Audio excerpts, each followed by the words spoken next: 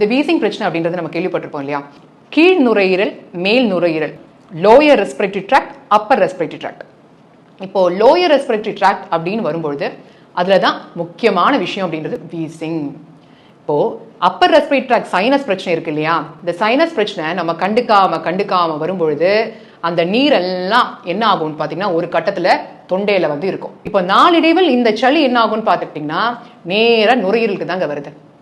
நுரையீரலுக்கு வந்து அப்படியே அது தங்கிடும். தங்கும்பொழுது என்ன ஆகும்னா அது ஒரு ஃபர்ஸ்ட் வந்து ஒரு வெள்ளை கலரா தான் அந்த வந்து சளி வரும். அதுக்கப்புறம் மஞ்சள் கலரா உள்ள போய் உறைஞ்சு இருக்குங்க.